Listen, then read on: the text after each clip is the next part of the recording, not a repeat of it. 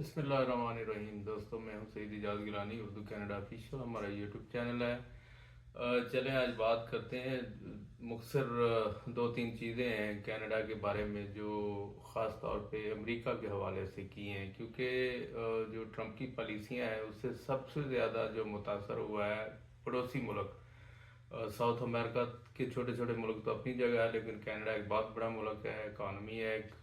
लेकिन जिस तज़हीक अमेज़ अंदाज में ट्रंप ने कनाडा के साथ जो सलूक अपने स्टार्ट में शुरू किया था सदारत में, तो वो एक नाकाबिले कबूल के अमल था कनेडियन के लिए। उसका बड़ा रद्द अमल भी आया, लेकिन बाद में फिर गवर्नमेंट तब्दील हुई और जो प्रो अमेरिकन यहाँ पार्टी है जो एलीट क्लास की है उसको शिकस्त हुई और लिबरल ने दोबारा गवर्नमेंट बना ली। तो मार्क कार्नी प्राइम मिनिस्टर बने। तो वो बेसिकली उनका जो करियर है वो एज ए टेक्नोक्रेट वो अब पॉलिटिक्स में आए हैं। तो बेसिकली उनको वोट इसीलिए मिला था कि वो कनाडा की इकानमी को बेहतर करेंगे और कनाडा को आगे लेके जाएंगे। तो उसका फ़ायदा ये हुआ है कि पहले तो मिनॉरिटी गवर्नमेंट थी, तो अभी कल ही इलेक्शन हुए हैं ज़िमनी, तो उसमें अब अक़लियत से अक्सरियत में तब्दील हो गई है। उन्होंने ज़िमनी इंतखाबात जीत लिए हैं तीन, और 169 के साथ उनकी गवर्नमेंट बनी थी। तो 172 चाहिए होते हैं, तो अब वो सब 173 हो गए हैं। तो एक एनडीपी की दूसरी जो अपोजिशन की जमात थी उसकी एमपी जो है वो उसने अपनी वफादारी जो है वो लिबरल के साथ वाबस्ता कर ली, उन्होंने अनाउंस कर दिया। तो मुझे याद आया कि 2006 में लिबरल ने जब इलेक्शन हारा तो एनडी कंजर्वेटिव की गवर्नमेंट बन गई। तो उसमें एक पाकिस्तानी थे वाजिद अली खान, जो लिबरल की तरफ से एमपी मुंतखब हुए थे टोरंटो से, मिसागा से। तो उन्होंने बाद में लिबरल को छोड़ के तो जो हुक्मरान जमात थी कंजर्वेटिव उसमें यानी शमूलियत इख्तियार कर ली। तो कनाडा की पार्लियामेंट का ये असूल है कि अगर आप पार्टी बदल के हुकूमत में चले जाते हैं तो उस पर कोई फ्लोर क्रॉसिंग नहीं है, आप पार्लियामेंट के मेंबर रहते हैं। तो बाद में फिर वाजिद अली खां पे तनकीद भी हुई, उन्हें मुशीर भी बनाया गया मिडल ईस्ट के लिए। तो यहाँ के अखबारों ने खूब रगड़ा लगाया कि इसको क्या मिडल ईस्ट का पता है, कि ये तो पाकिस्तान में एक कार डीलर था और इसका एयरफोर्स का बैकग्राउंड है ये वो। तो खैर बहरहाल बाद में जब टिनोर ख़त्म हुआ तो खान साहब जो हैं वो हुक्मरान जमात जो थी उसकी तरफ से जिसके साथ उन्होंने यानी वाबस्तगी की थी अपनी पार्टी छोड़ के, तो उधर जब उन्होंने उसको टिकट दिया तो वो फिर इलेक्शन हार गए। तो आज यानी उसके बाद फिर वो सियासत से गायब हो गए, उनका करियर ख़त्म हो गया। तो इसी तरह एनडीपी की ये जो ख़ातून है गुज़श्ता दिनों उन्होंने लिबरल को ज्वाइन कर लिया। तो अब वो फिर उनको वोट जो थे 170 हो गए। उसके बाद अब तीन उन्होंने नशिस्तें जीती हैं।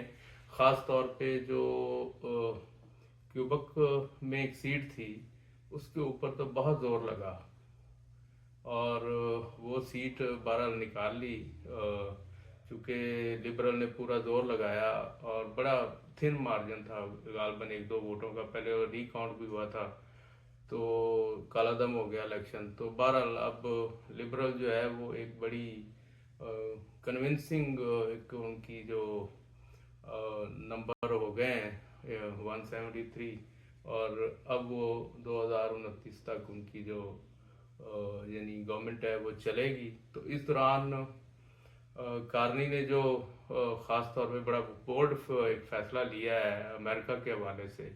उन्होंने कहा जी कि अब जो दफाई सामान हम लेते थे हर साल, हमारे बजट का 70% अमेरिका को जाता था, यानी स्पेंडिंग जो थी उनसे दिफाई जो आलात हैं जंगी साजो सामान के, वो अमेरिका से खरीदते थे एक हमसाया होने की हैसियत से। तो अब वो इन्सार उन्होंने कहा वो दिन गए कि अब हम अमेरिका से ये चीज़ें लेंगे, बल्कि उन्होंने कहा कि हम खुद जो मेड इन کینیڈا ہے اس کے اوپر انحصار کریں گے. اپنے جو لوگ ہیں ان کو ہم فنڈنگ دیں گے اور مینوفیکچرنگ کریں گے, اور اس کے ساتھ ساتھ اور ملک بھی ڈھونڈیں گے, ان کے ساتھ ہم شراکت کریں گے کہ ان سے بھی سامان لیا جائے.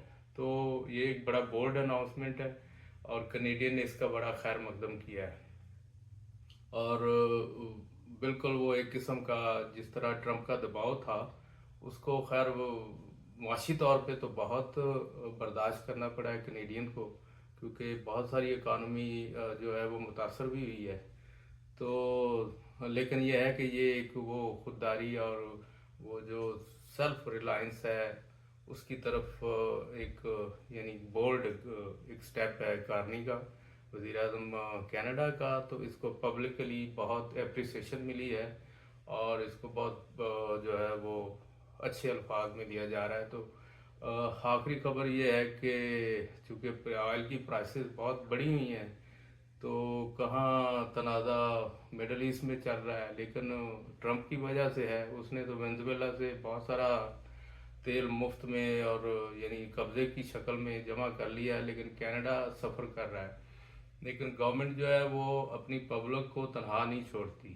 تو یہ 20 اپریل سے اناؤنسمنٹ ہوئی ہے آج ہی گورنمنٹ کی طرف سے کہ جو اس کے اوپر جی ایس ٹی لے رہی تھی گورنمنٹ, وہ انہوں نے اس کو ختم کرنے کا فیصلہ کیا ہے ایک محدود مدت کے لیے, تاکہ لوگوں کو ریلیف ملے, کیونکہ پرائس واقعی جو ہے وہ برداشت سے باہر ہو رہی ہے.